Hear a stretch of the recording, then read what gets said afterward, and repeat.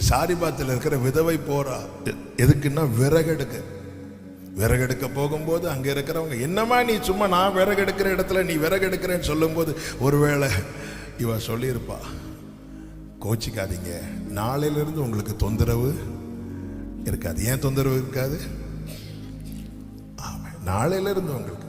எத்தனை முறை அந்த விறகு எடுக்கும் போது அவன் நினைச்சிருப்பா, நான் கடைசியா அப்பம் சுடுறதுக்காக, எனக்கும் என் பையனுக்கும் அப்பம் சுடுறதுக்காக கடைசியா நான் இந்த விறகு எடுக்கிறேன், இனி நான் விறகு எடுக்க வாய்ப்பில்லை. இப்படி எத்தனை அந்த கடைசி ஒரு நாள் டிலே ஆயிருந்தா, கடைசியா நம்முடைய கடைசி நினைச்ச பல தருணங்களை தாண்டி இன்னைக்கு நிக்க காரணம் என்ன தெரியுமா? கர்த்தர் நம்மை நேசிக்கிறார். ஆமென் சொல்லுங்க பார்க்கலாம். யோசேப்பின் வாழ்க்கையிலே தேவன் குறித்த நாள் வரைக்கும் அவன் வாழ்க்கையில திடீர்னு ஒரு உயர்வு வரும், அப்படியே போயிரும். பொய்யான குற்றச்சாட்டுகள் என்னெல்லாம் வந்துச்சு, அவனுடைய வாய்ஸ் எடுபடவில்லை. தேவன் குறித்த நாள், தேவன் குறித்த ஸ்தானம். இப்பொழுது ஒரு நாள் காலையில் எழும்பி பார்க்கிறான், கதவு தட்டப்படுகிறது. ஏன் கதவு தட்டப்படுகிறது என்றால், ராஜா கூப்பிடுறாரு, வா. இவனுக்கு ஒன்றும் புரியலை, எதுக்கு கூப்பிடுறாங்க. அதுக்கப்புறம் ராஜா கேட்கிறான், ஆமா நீ சொப்பனங்களுக்கு அர்த்தம் சொல்லுகிறவன் ஆச்சேன்னு சொல்லும் போது யோசேப்பு சொல்ல, நான் அல்ல, தேவன். அவன் புரிகிறது, அண்டு என் லைஃப்ல ஏதோ ஒன்று மாறப்போகுது. அவன் ஒரே நாள் தாங்க, ஒரே இரவுல ஆரோன் கோல் துளிர்த்து பூத்து காய்த்து கனி கொடுக்க வைக்க என் தேவனுக்கு முடியுமாடா? ஆமே. நெடுநாள் காத்திருக்கிறது இருதயத்தை இளைக்க பண்ணும். ஆனால் விரும்பினது வரும்போது எப்படி இருக்கும்? அப்ப ஒருத்தங்களை நெடுநாள் காத்திருக்க வைக்கிறார்னா அவர்களுக்கு தேவன் கொடுக்கிற நன்மை எப்படி இருக்குமா? ஜீவ விருட்சம் என்ன செய்யும்? ஜீவ விருட்சம் வளரும், படரும், கனி கொடுக்கும். ஏதோ ஒரு அற்ப காரியத்துக்காக தேவன் ஒருவரையும் நெடுநாள் காத்திருக்க வைக்க மாட்டார். உங்களை நெடுநாள் காத்திருக்க வைக்கிறாரா? உங்களுக்கு கொடுக்க போகிறது ஜீவ விருட்சமா இருக்கும். அது வளரும், அது படரும், அது கனி கொடுக்கும். யோசேப்பை 13 வருஷம் காத்திருக்க வைத்தார். ஒரு இரவு தாங்க சேஞ்ச் பண்ணிட்டார். அதான் பைபிள். ஆண்டவருடைய செயல்கள் அது நம்ம அது வர்ணிக்கவே முடியாது. ஆண்டவருக்கு யோசேப்புக்கு இந்த அற்புதம் செய்யறதுக்கு 13 வருஷம் தேவையில்லை. ஒரே இரவு 7 பசுக்களை ஓட விட்டார். பார்வோனுக்கு தூக்கம் போச்சு. நமக்கு ஒரு கொசு ஓடினாலே தூக்கம் போயிருது, அவருக்கு பசு ஓடுது, தூக்கம் போச்சு. அவ்வளவுதான், எளிமை நிற்கிறார். அதாவது உனக்குரியதை தேவன் தருவது, அதுதான் சொல்றேன். இங்க கேட்கிறார். யோசேப்பு வருகிறான். யோசேப்பு இந்த காலத்துல யோசேப்ப வாழ்க்கையில என்ன வந்துச்சு என்ன போச்சுங்கிறத பார்க்கிறது உலக பார்வை.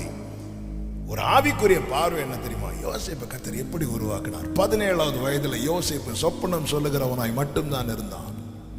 28வது வயதுல சொப்பனத்துக்கு அர்த்தம் சொல்லுகிறவனாய் மாறுகிறான். நான் என்ன சம்பாதித்தேன் என்பதையும் கடந்தது நான் எப்படி உருவாக்கப்படுகிறேன் என்பது. 17வது வயசுலயே சொப்பனம் சொல்ற பார்க்கிற கிஃப்டையும் சொப்பனத்துக்கு அர்த்தம் சொல்லுகிற கிஃப்டையும் கர்த்தருக்கு கொடுத்திருக்க முடியுமா? முடியாதா? முடியும். ஏன் அப்பம் கொடுக்கல? அப்பம் கொடுத்திருந்தா அந்த குழியில தூக்கி போட்டான் அல்லவா, அதுதான் அவனுடைய கடைசியா இருந்திருக்கும். யோசேப்பு வேற பாவம், உள்ளதை அப்படியே போய் சொல்றவர், அண்ணா நான் இப்படி ஒரு சொப்பனம் பார்த்தேன், என்ன நீங்க குழியில தூக்கி போடுறீங்களா? அதுக்கப்புறம் நான் எகிப்துக்கு என்ன கொண்டு போறாங்களா? அங்க நான் உயர்த்தப்படுறேன்னா நீங்க எல்லாம் என்கிட்ட ஆகாரம் வாங்குறீங்களா? இரு வா, உன குழியில இருந்து தூக்கி எடுத்தாதானே. சில காரியங்களை வெளிப்படுத்த வேண்டிய நேரத்துல தான் கர்த்தர் வெளிப்படுத்துவார். அவர் சில நேரத்துல நமக்கு ஒண்ணு பிளாங்கா இருக்குங்க, ஆனா அப்படி இருப்பதனால் நாம் இன்னைக்கு தப்பி இருக்கிறோம். 28வது வயதுல இப்பொழுது அவன் சொப்பனம் பார்க்கிறவன் மட்டும் இல்ல, சொப்பனத்துக்கு அர்த்தம் சொல்லுகிறவனாய் மாற்றப்படுகிறான். 30வது வயதுல அர்த்தம் சொல்லிட்டு அதை எப்படி நடப்பிக்க வேண்டும் என்கிற ஆலோசனை கொடுக்கிறான். இந்த ஆலோசனை கொடுத்த போது பார்வோன் சொல்லுகிறான், யோசேப்பு சொல்றான், என்ன நீங்க வைங்கன்னு சொல்லல, ஒரு நல்ல ஒரு ஆலோசனைக்காரனை வச்சுட்டு இப்படி இப்படி நடப்பிச்சு செஞ்சிட்டிங்கன்னா எல்லாம் வாய்க்கப்படும். அப்போ பார்வோன் சொன்ன வார்த்தை, இவனை போல தேவாவியை பெற்ற வேற யாராவது இங்க, ஆண்டவர் வேற யாரும் இங்க வைக்கல. பாத்தீங்களா? ஏன் தெரியுமா?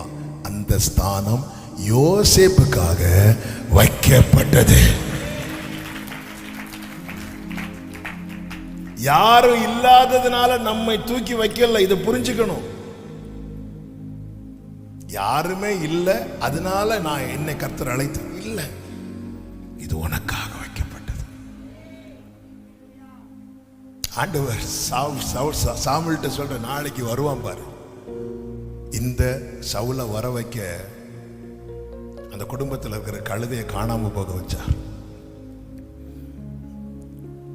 அடிக்கடி எங்க சர்ச்சில் சொல்லுவேன், தேவன் அனுமதிக்கிற நெருக்கம் நம்மை ஒடுக்குவதற்கல்ல, இன்னும் அவரோடு நெருங்க வைப்பதற்கு. ஆண்டவர், என்ன மட்டும் ஏன் கண்டிக்கிறீங்க ஆண்டவரே? உனக்கு நியமித்த ஸ்தானத்துல நீ வந்து நிக்கணும். அதுதான் தாவீது சொல்லுகிறார், என்னுடைய உயர்தலத்தில் என்னை நிறுத்துவார். இப்ப இஸ்ரவேல் ஜனங்களை பாருங்க, செங்கடலுக்கு முன்னாக வந்துட்டாங்க, காலடி தெரியவில்லை, ஆனா இதற்குள்ளே ஒரு பாதை இருக்கிறது. ஆமென். வேதம் சொல்லுகிறது, குருடரை அவர்கள் அறியாத பாதையில் நடத்தி தெரியாத வழியிலே கொண்டு போய் அவர்களுக்கு முன்பாக இருளை வெளிச்சமும் கோணலை செவ்வையுமாக்குவேன். இந்த காரியங்களை நான் செய்து அவர்களை கைவிடாதிருப்பேன். ஆமென். என் தாசனை அல்லாமல் குருடன் யார்?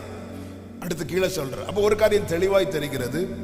ஆமென். குருடன் என்று கர்த்தர் வேதம் எதை காண்பிக்கிறது என்றால், கண்ணு தெரியாதவங்களை இல்ல, பாதை தெரியாதவங்களை. நமக்கு தெரிஞ்ச பாதையில கர்த்தர் நடத்த நம்ம தேவனுக்கு ஆலோசனை சொல்லுகிறோம். ஆலோசனை என்னென்ன? ஜெபத்தில், ஆண்டவர் இப்படி நடத்துங்க, இப்படி செய்யுங்க. ஆண்டவருடைய வழிகள் என் நினைவுகள் உங்கள் நினைவுகள் அல்ல. நமக்கு தண்ணீர் வேண்டும், நம்ம எதுக்காக ஜெபம் பண்ணுவோம்? கரெக்டா சொன்னீங்க. எதுக்காக ஜெபம் பண்ணுவோம்? மழைக்காக. நான் எதுக்காக ஜெபம் பண்ணி இருக்கணும்? தண்ணீர் வேணும். அப்ப நம்ம மழைக்காக ஜெபம் பண்றோம், ஆண்டவருக்கு ஆலோசனை தானே கொடுக்கிறோம். ஆமென். நான் சொல்றது எத்தனை பேருக்கு விளங்குதுன்னு தெரியல. நம்முடைய ஜெபத்தில் ஆண்டவருக்கு ஆலோசனை கொடுக்கிறோம். அவருக்கு ஆலோசனைக்காரனா இருந்தவன் யார்?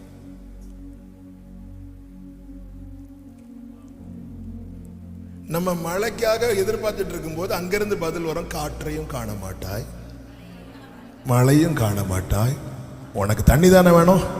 எந்த இடத்துல இருந்து ஐயோ என்று யோராம் கத்துனானோ அந்த ஏதோம் வழியாய் தண்ணீரை வர வளைப்பார். வடக்கை நோக்கி கொடு என்றும் தெற்கை நோக்கி வைத்திராதே என்றும் சொல்லுகிறவர் இன்றும் ஜீவிக்கிறார். ஆமென். ஹல்லேலூயா, ஹல்லேலூயா. ஆமென். பல நேரத்தில் ஆபிரகாம் ஆண்டவர், இஸ்மவேல் உமக்கு முன்பாக பிழைப்பானாக. அதெல்லாம் நான் பார்த்துக்கிறேன்.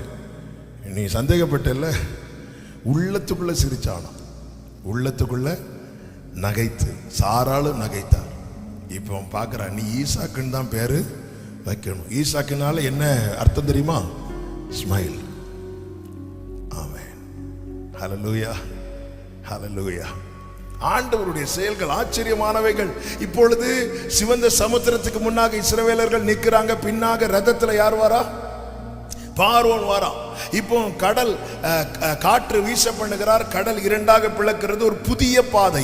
இந்த பாதையில் இதுவரை யாரும் கால் எடுத்து வைக்கவில்லை. புதிய பாதை. இப்போ இஸ்ரவேலர்கள் நிக்கிறாங்க. பார்வோன் ரதத்துல நிக்கிறா. இப்போ இவர்களை ஓட விட்டா யார் ஃப்ரண்ட்ல போவாங்க? பார்வோன் தான். உன்னை முந்துகிறவர்களை குறித்து நீ கலங்காதே, அவங்களை எங்க தடுக்கணுமோ அங்க அவர் தடுப்பார். முன்னாக இருந்த மேக ஸ்தம்பம் விலகி பின்னாக வந்து அவர்களை நிறுத்தினது. எனக்கென்று தேவன் ஒரு பாதையை திறந்திருக்கிறாருங்க. எனக்கு ஆண்டவர் சொல்ல, இதோ நான் புதிய காரியத்தை செய்கிறேன். எனக்குன்னு ஒரு பாதையை திறந்திருக்கிறார். நான் போய் கால் வைப்பதற்கு முன்னாக இன்னொருத்தங்க போய் கால் வச்சுட்டாங்கன்னா அது எனக்கு புதிய பாதை கிடையாது. அது ஆல்ரெடி இன்னொருத்தங்க நடந்த பாதை. இது எனக்காய் தேவன் வைத்து இத்தனை காலம் வீசாத காற்று அன்று வீசுகிறது. ஏன்? இது இவர்கள் அதுவரை மறைத்து வைக்கப்பட்டிருக்கிறது. அதைதான் இந்த காலை வேளையில் கர்த்தருடைய ஆவியானவர் பேசுகிறார். உம்முடைய பாதைகள் கடலிலும், வழிகள் கடல்ல இருக்கிறது. காலடி தெரியாம போயிட்டு ஆண்டவர் எல்லாத்தையும் மறைத்து வைக்கிறார். எல்லாத்தையும் மறைத்து வைக்கிறார். என்ன? எப்படி சவுலை கொண்டு வந்த பிறகு அவனுக்காக வைக்கப்பட்டது அவனுக்கு முன்பாக எடுத்து வைக்கப்பட்டதோ, மறைத்து வைக்கப்பட்டது. அதே போல இஸ்ரவேலரை அவன் எகிப்திலிருந்து கொண்டு வந்து நிறுத்தி அதுவரைக்கும் இந்த பாதை மறைத்து வைக்கப்பட்டது. சில நேரத்தில் நமக்கு முன்பாய் தேவன் எழும்ப பண்ணுகிற ஜலம், எழும்ப பண்ணுகிற மனிதர்கள், ஆமென், இவர்களை வைத்துதான் தேவன் நம்முடைய நன்மைகளை மறைத்து வைத்திருக்கிறார். ஏற்ற வேளை, குறித்த வேளை உண்டு. ஆமென். இது உனக்காக வைக்கப்பட்டது. இஸ்ரவேலர்களுக்கு இப்ப எங்கேயும் போக முடியாது. எனக்காக வைக்கப்பட்டதுல ரைட்ல ரொம்ப தூரம் போக முடியாது, லெப்ட்ல ரொம்ப தூரம் போக முடியாது. என்ன மலைகள் சூழ்ந்திருக்கிறது, ஃப்ரண்ட்ல சமுத்திரம், பின்னாக பார்வோன். எங்க நம்ம இப்போ நாங்கெல்லாம் கன்னியாகுமரியில் இருக்கிறோம். இந்த சுனாமி வந்துச்சு, ஞாபகம் இருக்குதா? அந்த டைம்ல முதல்ல கடல் உள்வாங்கிச்சு. கடல் உள்வாங்கினதும் ஜனங்கள்லாம் ஜாலியா உள்ள இறங்கினாங்க. ஆமா, திடீர்னு பார்த்தா இப்பெல்லாம் கடல் கொஞ்சம் உள்வாங்கினாலே ஜனங்கள்லாம் இருக்கிற இடத்த காலி பண்ணிடுறாங்க. இப்ப நான் ஒரு கேள்வி கேட்கிறேன். நமக்கு முன்பாக இப்ப நாம ஒரு பீச்சுக்கு போறோம், நமக்கு முன்பாக கடல் ரெண்டா பிளந்து இப்படி நிக்குது. எத்தனை பேர் அதுல நடப்போம்? கண்டிப்பா நான் நடக்க மாட்டேன்.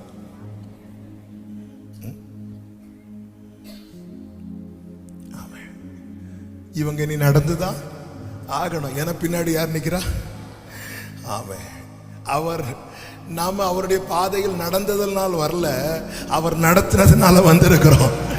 நடந்துதான் ஆகணும். ஹல்லேலூயா, ஹல்லேலூயா, ஆமென். ரெகோபோத்துக்கு ஈசாக்கு எப்படி வந்தார்? கொஞ்சம் பேர் எழும்புனாங்க, இல்லைன்னா ஏசேக்கில் நின்றுப்பார். ஏசேக்கு ஈசாக்கு உண்டாக்கினது, சித்னா ஈசாக்கு உண்டாக்கினது, ரெகோபோத் கர்த்தர் அவனுக்காக உண்டாக்கினது. உனக்குரியது உனக்கு தான். ஆமென். இந்த ஏசேக்கிலிருந்து சித்னாவிலிருந்து ரெகோபோத்துக்கு ஈசாக்கு எப்படி வந்தா? ஆமென், கர்த்தர் கொண்டு வந்தா.